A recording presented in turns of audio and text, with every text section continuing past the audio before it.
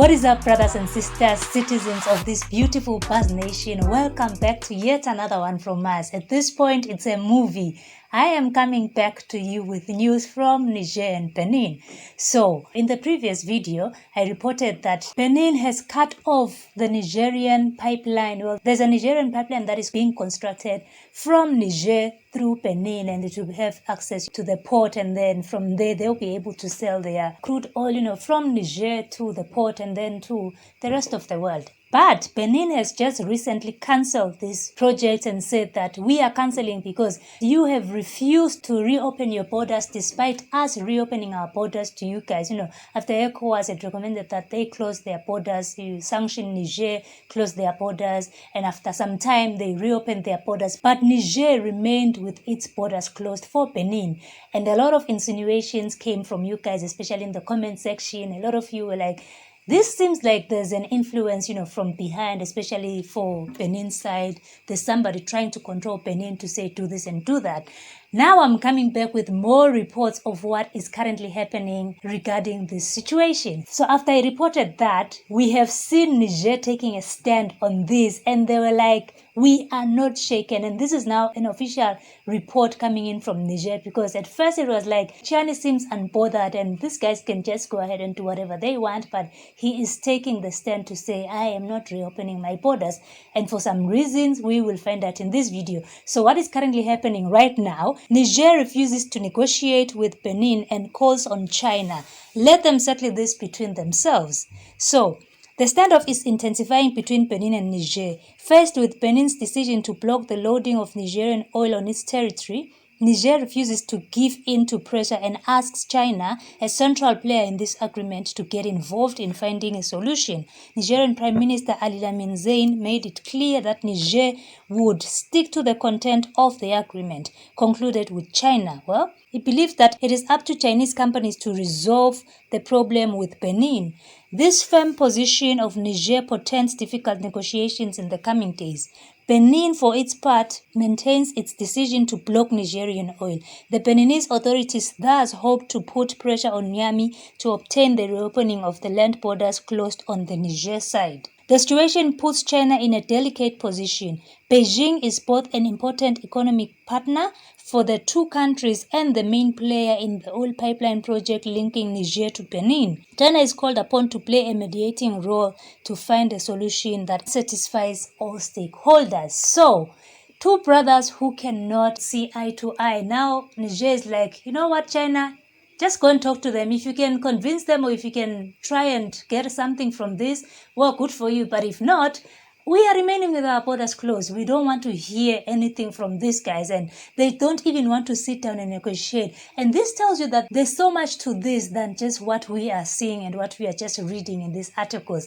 So I went on and did a further investigation of what is really happening and why Tiani. I've always trusted Tiani, and I've always said that I believe that Tiani has a good reason for doing this. It is not just coming from a brother who's like, I'm ready to give up this deal with China, because we have seen that Niger just got a deal, a $400 million deal to be supplying China with crude oil. So there's no way that Tiani could just let it go like that if there's no particular reason for them doing that. And we've always had our doubts when it comes to Benin. There's a lot of doubts because the team player that they are currently playing with, it's not the kind of game that the ES is trying to really recreate for its people. So at this point, my side is on Niger, you guys. I trust Tiani, I trust the AES. Whatever decision they make, I always have to find out what is really behind the decisions that they are doing. Because some of these countries, we already know, if they are taking this decision, we have to question, now who is behind this decision? Because it's usually not always them taking decisions for themselves. So this is the kind of investigation that I went on to find out after I did my own thorough, digging to this story on why Tiani is remaining straight up saying, nah, whatever, I don't even want to talk to them at this point. China, if you're able to talk to them, if you can get this deal done, good for you. But if not, well, let them close it. I've got nothing to lose anyway. So this is what I found out. The Niger military is still blocking a bridge on the border, residents on the Benin side said. Before the border closure, 80% of Niger's cargo passed through the Niger Trans-Benin Corridor, which went through the Beninese port of Cotonou, about 1,000 kilometers from Niamey. Nigerians' transitional authorities continue to fear military intervention by French troops based in Benin, says Abdoulaye Sejou, head of M62 movement. The organization emerged in August 2022 and has called for the rejection of pro-French policies and the overthrow of Western-oriented President Mohamed Bazoum. We know that there are French troops stationed in Benin, especially on the border with Niger, in the Malanville area and so on. So these bases, the French military presence, have no other purpose than to destabilize our country. So for us to open the borders is to take a risk, Sejou says. We are vigilant and we will continue to make sure that our territory does not become a target of aggression from any side. So you see, guys, this is Sejou saying that they know that there are French troops being stationed in Benin. So how would they dare open their borders when there's such a big threat, for their country, for their territory? So until they have gathered information and until they know that everything is okay, they can now reopen and nothing will, harm their territory. Because we have seen a lot of times, we have seen a lot of terrorists coming in and you just don't know where these guys are getting all of these arms. And, these people are very much well armed. They are very much well equipped. And you wonder, where do they get this? So for Sejou to say, we know that they are stationed in the Beninese border, so we can know, there's no way we can just reopen like that, abruptly. We need to do a thorough investigation and know that there is no threat. We are good. We can now work together, because opening of borders, guys, we have always been advocating for the opening of borders, especially for African countries. But when there's a threat that is really, really not good for your country, you really need to consider, because you can't just open borders and everybody can do whatever they want to do in your territory.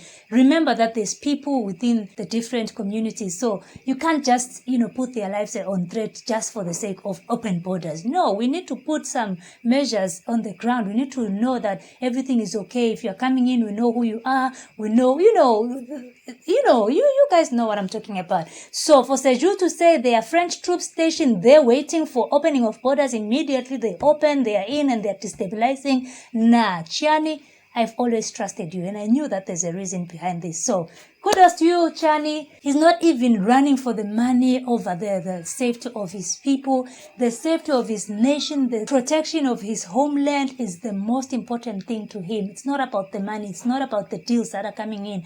Even if China fails to get this contract going without them opening their borders until they are sure that everything is safe, well, bad for China, then they'll have to just relinquish, because we know that the contract to build the pipeline in Niger was given to a Chinese company, CNPC, to build the pipeline from Niger to Benin. So if they fail to do it, then it means their job is done. They need to pack up and go.